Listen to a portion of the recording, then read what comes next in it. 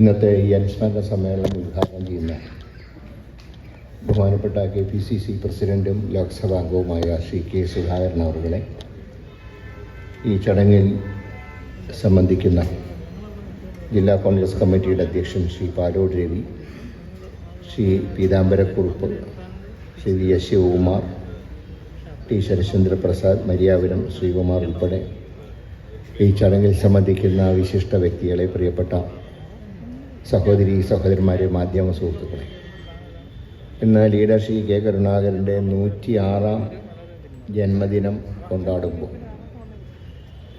ഈ യോഗത്തിൻ്റെ ചില പ്രത്യേകതകൾ ഉണ്ട്. ഈ തവണത്തെ ഈ ജന്മദിനാചരണത്തിന് ഒന്ന്, ഈ ചടങ്ങ് ഉദ്ഘാടനം ചെയ്യുന്ന KPCC president Shri K. Sudhakaran, leader Shri K. Karunakaran ജനിച്ച ചിറക്കൽ പ്രദേശത്തിൻ്റെ ജനപ്രതിനിധി കൂടിയാണ് എന്നുള്ളതാണ് ഇതിൻ്റെ ഒന്നാമത്തെ ഒരു പ്രത്യേകത എന്ന് പറയുന്നത്. രണ്ടാമത്തേത്, തിരുവിതാംകൂറും കൊച്ചിയും ലയിച്ച് തിരുകൊച്ചി സംസ്ഥാനം രൂപീകരിച്ചതിൻ്റെ 49-ാം വാർഷികമാണ്. അന്ന് ആ സമ്മേളനത്തിൽ തിരുവിതാംകൂർ സംസ്ഥാനവും കൊച്ചി സംസ്ഥാനവും സംയോജിച്ച് തിരുകൊച്ചി സംസ്ഥാനം രൂപീകരിക്കുമ്പോൾ അന്ന് തിരുവിതാംകൂറിൻ്റെ തലസ്ഥാനം തിരുവനന്തപുരവും കൊച്ചിയുടെ തലസ്ഥാനം കൊച്ചിയായിരുന്നു. അവ 49-ൽ രണ്ടും സംയോജിച്ചപ്പോൾ തലസ്ഥാനം തിരുവനന്തപുരത്തേക്ക് മാറ്റി. അപ്പോൾ കൊച്ചി നിയമസഭയിലെ അംഗങ്ങളെയും തിരുവിതാംകൂർ നിയമസഭയിലെ അംഗങ്ങളും സംയുക്തമായിട്ടാണ് 49 വർഷങ്ങൾക്ക് മുമ്പ് ആദ്യമായിട്ട് തിരുവനന്തപുരത്ത് നിയമസഭ ചേരുന്നത്. ആ നിയമസഭാ സമ്മേളനത്തിൽ പങ്കെടുക്കാനായിരുന്നു തൻ്റെ പ്രഥമ തിരുവനന്തപുരം യാത്ര എന്ന് ശ്രീ K. കരുണാകരൻ അദ്ദേഹത്തിൻ്റെ ജീവചരിത്രത്തിലും പിന്നെ ഞങ്ങളോടൊക്കെ ആ കാര്യം പറഞ്ഞിട്ടുണ്ട്. പിന്നീട് 1952-ലും 54-ലും അദ്ദേഹം തിരുകൊച്ചി നിയമസഭയിലേക്ക് തിരഞ്ഞെടുക്കപ്പെട്ടു. അന്ന് ഇന്നത്തെ തിരുവനന്തപുരം ട്രിവാൻഡ്രം ഹോട്ടലാണ് അന്ന് MLA ക്വാർട്ടേഴ്സ് പോലെ പ്രവർത്തിച്ചിരുന്നത്. കാരണം അന്ന് MLA ക്വാർട്ടേഴ്സൊന്നും പണിതിട്ടില്ല. അപ്പം അങ്ങനെയുള്ള ഒരുപാട് പ്രത്യേകതകൾ അന്ന് അദ്ദേഹത്തിൻ്റെ ആദ്യത്തെ തിരുവനന്തപുരത്തേക്കുള്ള കടന്നു വരവിനുണ്ടായിരുന്നു.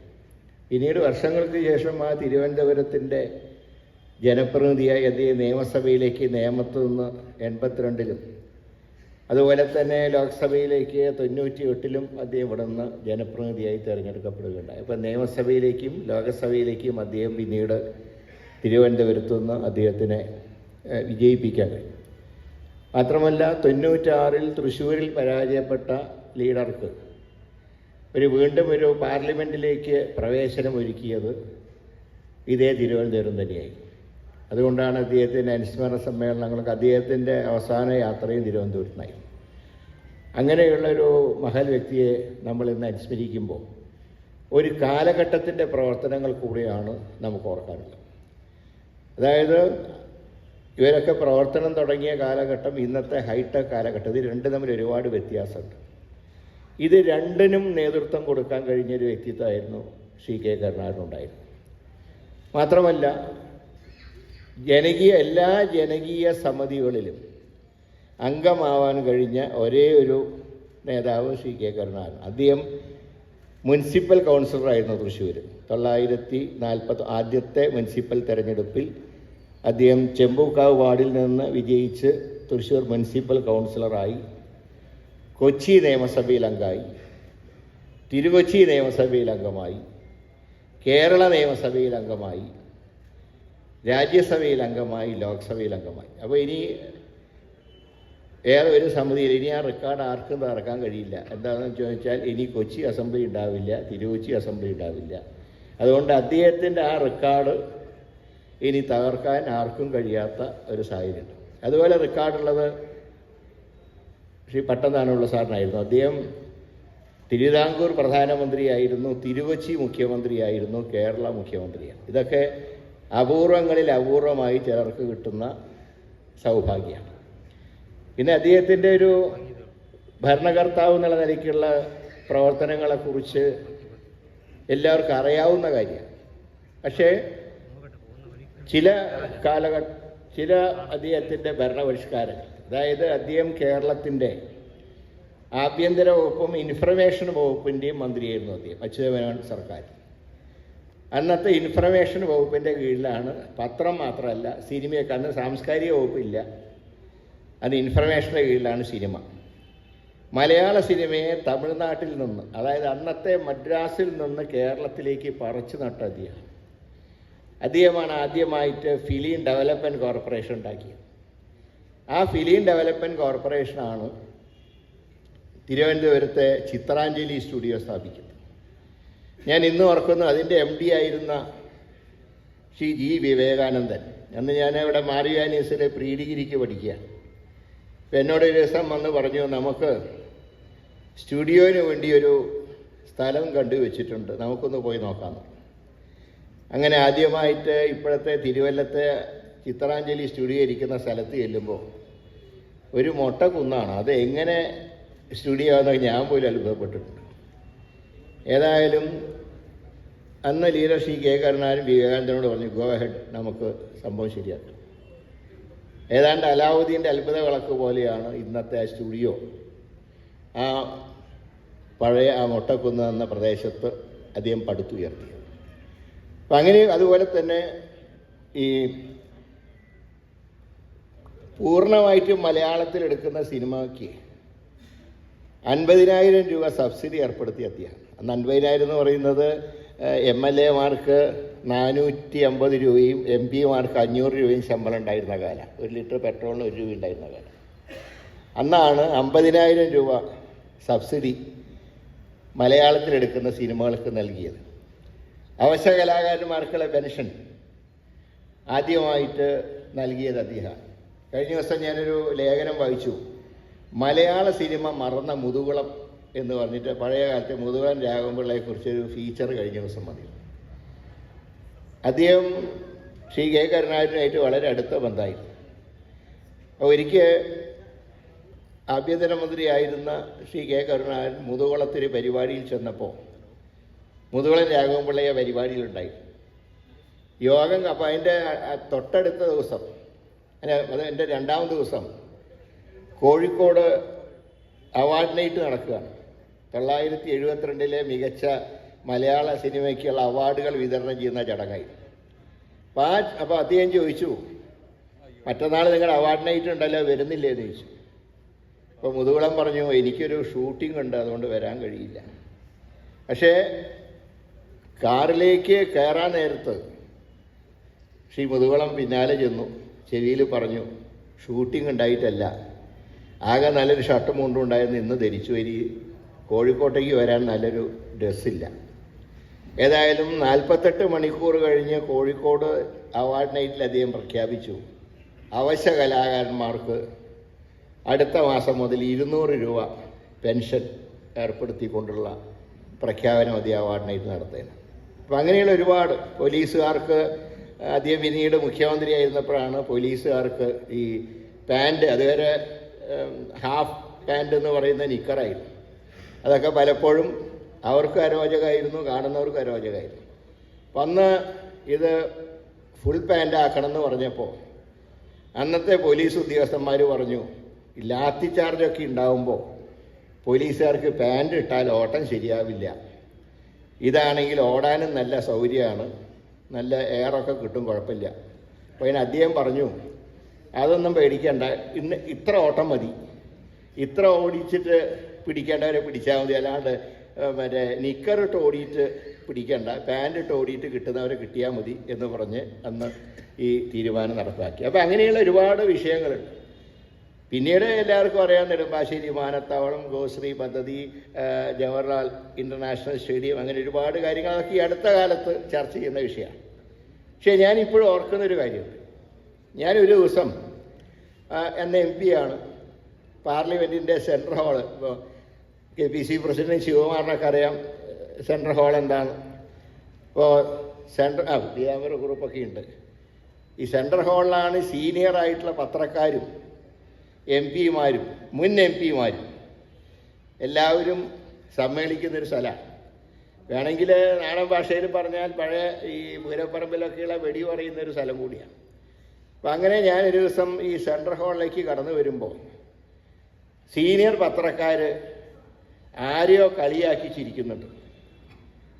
അപ്പോൾ വന്ന് തോമസ് മാഷ് ഇപ്പം നമ്മുടെ കൂടെ ഇല്ല, അന്ന് അദ്ദേഹവും ഉണ്ട് അവിടെ.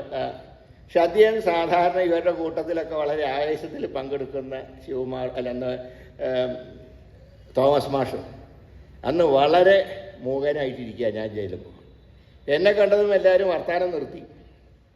അപ്പം ഞാൻ എന്താ മാഷേ ഇവിടെ എന്താ ചർച്ച? പറഞ്ഞല്ല, ഇവർ ലീഡറെ കുറ്റം പറഞ്ഞ് ചിരിക്കുകയാണ്. അതായത് നെടുമ്പാശ്ശേരി വിമാനത്താവളത്തിൻ്റെ ഒരു പ്രോജക്റ്റ് ലീഡർ കൊണ്ടുവന്നിട്ടുണ്ടല്ലോ. കയ്യിൽ കാശില്ലാതെ ഒരു മുഖ്യമന്ത്രി വിമാനത്താവളം പണിയാൻ പോകുന്ന കാര്യം പറഞ്ഞിട്ടാണ് ഇവർ കളിയാക്കി ചിരിക്കുന്നത് എന്ന് അദ്ദേഹം വളരെ പ്രയാസത്തോടുകൂടെ അന്ന് എന്നോട് സൂചിപ്പിക്കണ്ടേ. ഏതായാലും അന്ന് ശ്രീ TN ജേക്കബിൻ്റെ നേതൃത്വത്തിൽ ഒരു സംഘം അമേരിക്കയിലൊക്കെ പോയി ഇതിൻ്റെ കളക്ഷന് വേണ്ടി. അവർ പറഞ്ഞ ലീഡർ ഒരു കാശ് പോലും തരുന്നില്ല, ഇത് നടക്കാത്ത പ്രോജക്റ്റാണെന്നാണ് എല്ലാവരും പറയുന്നത്. അദ്ദേഹം പറഞ്ഞു താൻ ഈ വിവരം പുറത്തു കൊണ്ടാണ് നമുക്ക് വഴിയുണ്ടാക്കാം. ഏതായാലും പത്രസമ്മേളനം അദ്ദേഹം ചേംബറിൽ, മുഖ്യമന്ത്രിയുടെ ചേംബറിൽ പത്രസമ്മേളനം വിളിച്ചിട്ട് പറഞ്ഞു, TN ജേക്കബിൻ്റെ നേതൃത്വത്തിൽ ഒരു ഡെലിഗേഷൻ അമേരിക്കയിലും മറ്റ് വിദേശ രാജ്യങ്ങളിലൊക്കെ ചെന്നിട്ടുണ്ട്. നല്ല റെസ്പോൺസാണ്, ആളുകൾ പണം തരാൻ തയ്യാറാണ്. ഇതിന് പുറമെ ഹഡ്കോ സഹായിക്കാമെന്ന് പറഞ്ഞിട്ടുണ്ട്. അപ്പം രണ്ടാമത്തെ ശരിയായിരുന്നു. ഹഡ്കോൻ്റെ അന്ന് അതിൻ്റെ തലപ്പത്തുണ്ടായിരുന്ന ഒരു വിശ്വനാഥൻ എന്നാണ് എൻ്റെ ഓർമ്മ. അദ്ദേഹം മലയാളിയായിരുന്നു. അന്ന് ഹഡ്കോ എത്ര വേണമെങ്കിലും സഹായിക്കാമെന്ന് അന്ന് സൂചിപ്പിച്ചു. അതുമാത്രമേ ശരിയുണ്ടായിരുന്നുള്ളൂ, മറ്റേത് ന്യൂസ് വളച്ചൊടിച്ച് പറഞ്ഞ. പക്ഷേ ഹഡ്കോ വായ്പ കിട്ടുന്നുവെന്ന് പറഞ്ഞപ്പോൾ പല വിദേശ രാജ്യങ്ങളിൽ നിന്നും സഹായം വരാൻ തുടങ്ങി. അങ്ങനെയാണ് നെടുമ്പാശ്ശേരി വിമാനത്താവളം പൂർത്തീകരിച്ചത്. പക്ഷേ നെടുമ്പാശ്ശേരി വിമാനത്താവളം ഉദ്ഘാടനം ചെയ്യുമ്പോൾ അന്ന് ലീഡർ ആ പ്രദേശത്തിൻ്റെ MP-യാണ്. അപ്പോൾ ഇതിനെ തുരങ്കം വയ്ക്കാൻ നോക്കിയവരൊക്കെ നല്ല ആവേശത്തോടെ പ്രസംഗിക്കുകയായിരുന്നു. അപ്പോൾ ആ പ്രസംഗത്തിനൊക്കെ ജനങ്ങൾ അന്ന് ആദ്യമായിട്ട് കൂവി. ആകെ കൂവാഞ്ഞത് നയനാര മാത്രമേ ഉള്ളൂ, ബാക്കി എല്ലാവരും കൂവി, LDFൻ്റെ മന്ത്രിമാരെയൊക്കെ. അന്ന് നിലയ്ക്കാത്ത കയ്യടി കിട്ടിയത് ലീഡർ CK കരുണാകരനായിരുന്നു. കാരണം അത് ജനങ്ങൾ നൽകിയ ഒരു അംഗീകാരമായി. പക്ഷേ ദൗർഭാഗ്യവശാൽ ഇപ്പോഴും നമ്മളെ എല്ലാ വാർഷികത്തിനും ചരമവാർഷികത്തിനൊക്കെ സ്ഥിരം പറയുന്നൊരു കാര്യമുണ്ട്, ആ വിമാനത്താവളത്തിന് കരുണാകരൻ്റെ പേരിട്ടില്ല, അത് ഇടണം എന്നൊക്കെ പറയുന്നുണ്ടായി. ഇപ്പോൾ ഡൽഹിയിലൊക്കെ ഒരുപാട് വിമാനത്താവളങ്ങൾക്ക് ഓരോരുത്തരുടെ പേര് കൊടുക്കാണ്ട് അവർക്കും ആ വിമാനത്താവളവുമായിട്ട് കയറി ഇറങ്ങിയ ബന്ധം പോലുമില്ല. പക്ഷേ ഇത്രയും അപമാനം സഹിച്ചു പോലും ഒരു വിമാനത്താവളം പടുത്തുയർത്തിയിട്ട് അതിന് ഇതുവരെ ശ്രീ കരുണാകരൻ്റെ പേര് നൽകാൻ കഴിഞ്ഞില്ല എന്നുള്ളത് ഇന്നും ഒരു ദുഃഖമായിട്ട് എല്ലാവരുടെ മനസ്സിലും അവശേഷിക്കുക. ഞാൻ കഴിഞ്ഞ 17ാം ലോക്സഭയിൽ MP എന്നുള്ള നിലയിൽ പാർലമെൻറ്റിൻ്റെ എസ്റ്റിമേറ്റ് കമ്മിറ്റിയിലും സിവിൽ ഏവിയേഷൻ്റെ കമ്മിറ്റിയിലൊക്കെ ഞാൻ അംഗമായിരുന്നു. ഇപ്പോൾ പല സംസ്ഥാനങ്ങളിലും ചെല്ലുമ്പോൾ എയർപോർട്ട് അതോറിറ്റിയൊക്കെ ആയിട്ട് ഡിസ്കസ് ചെയ്യും. അപ്പം അങ്ങനെ ബംഗാളിൽ വന്നപ്പോൾ സുഭാഷ് ചന്ദ്രബോസ് ഇൻ്റർനാഷണൽ എയർപോർട്ടിൻ്റെ ഡിസ്കഷൻ വന്നപ്പോൾ ഞാൻ ചോദിച്ചു, എന്താണ് നിങ്ങൾ ഈ പേര് നൽകുന്നതിൻ്റെ മാനദണ്ഡം എന്ന്. അപ്പോൾ അവർ പറഞ്ഞു, സംസ്ഥാന സർക്കാർ ശുപാർശ ചെയ്താൽ ആ ശുപാർശ സാധാരണ രീതിയിൽ കേന്ദ്രം അംഗീകരിക്കാറാണ് പതിവ്. അപ്പോഴാണ് ഞാൻ ഓർത്തത്, കേരളത്തിൽ നമ്മുടെ ഗവൺമെൻറ് ഭരിച്ചിരുന്നു, ഇന്ത്യയിൽ നമ്മുടെ ഗവൺമെൻറ് ഭരിച്ചിരുന്നു, ആ സമയത്തൊന്നും നമുക്ക് പേരിടാൻ സമയം കിട്ടിയില്ല എന്നത് ഇപ്പോഴും ഒരു ദുഃഖമായിട്ട് അവശേഷിക്കുകയാണ്. ഞാൻ അതിന് മറ്റ് വ്യാഖ്യാനങ്ങളൊന്നും കൊടുക്കുന്നില്ല. അപ്പോൾ തീർച്ചയായിട്ടും അതൊരു അദ്ദേഹത്തിൻ്റെ ഒരു കോൺട്രിബ്യൂഷൻ എന്ന് പറഞ്ഞാൽ ഞാൻ പറയേണ്ട കാര്യമില്ല. അത്രയേറെ മറ്റുള്ളവരുടെ കളിയാക്കലും അവമാനവും ഒക്കെ നേരിട്ടുകൊണ്ടാണ് ഈ പ്രോജക്റ്റ് അന്ന് അദ്ദേഹം പൂർത്തീകരിക്കുന്നത്. അങ്ങനെ ഒരുപാട് കാര്യങ്ങൾ, ഏത് കാര്യങ്ങളെടുത്താലും ഒന്നിനും അധികം നോ എന്ന് പറയാറില്ല. ഉദ്യോഗസ്ഥന്മാർക്ക് ഏറ്റവും അധികം നല്ല രീതിയിൽ പ്രോത്സാഹനം നൽകിയത് അദ്ദേഹമായിരുന്നു. ആരും അറിയാത്തൊരു ചരിത്രം കൂടിയുണ്ട്. ഇന്നിപ്പോൾ നരേന്ദ്രമോദിയുടെ വിശ്വസ്തനായിട്ടുള്ള അജിത് ഗ്രോവൽ എന്താണ്, അദ്ദേഹം ആദ്യം കേരള IPS ആയിട്ട് റിപ്പോർട്ട് ചെയ്തത് ശ്രീ കരുണാകരൻ കേരളത്തിൻ്റെ ആഭ്യന്തരമന്ത്രിയായിരുന്നപ്പോൾ. അദ്ദേഹത്തിനെയാണ് അന്നത്തെ APC പ്രസിഡൻ്റൊക്കെ അതിൻ്റെ ചരിത്രം നന്നായിട്ട് അറിയാം. തലശ്ശേരി കലാപം അടിച്ചമർത്താൻ അന്ന് ലീഡർ ശ്രീ കെ കരുണാകരൻ നിയോഗിച്ചത് ഇതേ അജിത് ഗോവലിനെയായിരുന്നു അന്നത്തെ കാലത്ത്. പക്ഷേ ഇപ്പോൾ മോഡിയുടെ കയ്യിൽ കിട്ടിയപ്പോൾ അദ്ദേഹം ഇപ്പോൾ ടോപ്പിൽ നിൽക്കുക. പക്ഷേ അന്ന് നാടിൻ്റെ നന്മയ്ക്ക് വേണ്ടി പ്രവർത്തിപ്പിക്കാൻ കെ കരുണാകരന് കഴിഞ്ഞുവെങ്കിൽ ഇന്നിപ്പോൾ നാടിൻ്റെ തകരാറിന് വേണ്ടി, ഞാൻ വേറെ പറയാം, നാടിൻ്റെ തകരാറിന് വേണ്ടി ഇപ്പോൾ മോഡി അദ്ദേഹത്തിനെ ഉപയോഗിക്കുക. അപ്പോൾ ഒരു ഉദ്യോഗസ്ഥനെ എങ്ങനെ നല്ല രീതിയിൽ കൈകാര്യം ചെയ്യണം എന്ന് നല്ലപോലെ അറിയാവുന്ന ഒരു ഭരണകർത്താവ് കൂടിയായിരുന്നു അദ്ദേഹം. സാധാരണ ഒരു രാഷ്ട്രീയക്കാരൊക്കെ പെട്ടെന്ന് മന്ത്രിമാരായാൽ ഒരുപക്ഷെ രാഷ്ട്രീയ രംഗത്ത് ശോഭിച്ച പോലെ ഒരു അഡ്മിനിസ്ട്രേറ്റീവ് രംഗത്ത് ശോഭിക്കാൻ കഴിഞ്ഞു എന്ന് വരില്ല. പക്ഷേ അദ്ദേഹത്തിന് രണ്ടിലും ശോഭിക്കാൻ കഴിഞ്ഞു. മാത്രമല്ല, എന്താണോ ഉദ്യോഗസ്ഥന്മാർ പറയുന്നത് അത് അതേപടിയല്ല വിശ്വസിക്കുക. അദ്ദേഹത്തിൻ്റെ രീതിയിൽ അന്വേഷണം നടത്തി കാര്യങ്ങൾ അദ്ദേഹം മനസ്സിലാക്കുന്നുള്ളതുകൊണ്ട് ആരും മുഖസ്തുതിക്ക് അങ്ങോട്ട് ചെല്ലാറില്ല. അതുമാത്രമല്ല, ഏതെങ്കിലും ഒരു ഉദ്യോഗസ്ഥൻ തെറ്റ് ചെയ്താൽ പത്രക്കാരുടെ മുമ്പിൽ ആ ഉദ്യോഗസ്ഥനെ അദ്ദേഹം ന്യായീകരിക്കും. അത് കഴിഞ്ഞ് വിളിച്ച് നല്ല നല്ല ചീത്ത കൊടുത്തുകൊണ്ട് അദ്ദേഹത്തിനെ നേർവഴിക്ക് നയിക്കാനും ശ്രമിക്കാറുണ്ട്. അപ്പോൾ അങ്ങനെയൊക്കെയുള്ളൊരു വ്യക്തിത്വത്തിനെ നമ്മൾ ഇന്ന് അനുസ്മരിക്കുമ്പോൾ ആ പഴയ കാലഘട്ടം, ആ കാലത്തെ വികസനങ്ങൾ, അന്ന് ഈ സൗകര്യങ്ങളൊന്നുമില്ല. MLA ഫണ്ടില്ല, MP ഫണ്ടില്ല, മറ്റു ഫണ്ടുകളില്ലാത്തൊരു കാലത്തൊക്കെയാണ് എല്ലാത്തിനും ഒന്നില്ല കേന്ദ്രത്തിനെ ആശ്രയിക്കണം, നമുക്ക് സ്ഥിരമായിട്ട് വരുമാനമൊക്കെ ഇല്ലാത്തൊരു കാലഘട്ടത്തിൽ എങ്ങനെ ഒരു ഗവൺമെൻറ്റിനെ നയിക്കാമെന്ന് തെളിയിച്ച ഒരു വ്യക്തിത്വമായിരുന്നു അദ്ദേഹത്തിൻ്റെ ലീഡർ ശ്രീ കെ കരുണാകരൻ്റെ. ഇന്ന് നമ്മൾ അദ്ദേഹത്തിൻ്റെ 106ാം ജന്മദിനം കൊണ്ടാടുമ്പോൾ ഇതിനോട് സഹകരിച്ച എല്ലാവരോടും വ്യക്തിപരമായി നിങ്ങളോടൊക്കെ നന്ദി പറയാൻ കൂടെ ഈ സന്ദർഭം വിനിയോഗിക്കുകയാണ്. എല്ലാ വർഷവും വളരെ ശരത്തിൻ്റെ നേതൃത്വത്തിൽ INTC തൊഴിലാളികൾ അദ്ദേഹത്തിൻ്റെ കെ കരുണാകരൻ്റെ സ്റ്റാച്യുവിൽ പുഷ്പാർച്ചന നടത്താറുണ്ട്. ജന്മദിനത്തിനും നടത്താറുണ്ട്, ചരമദിനത്തിനും നടത്താറുണ്ട്. സത്യത്തിൽ INTCയുടെ സ്ഥാപകൻ കൂടിയാണ് ശ്രീ കെ കരുണാകരൻ.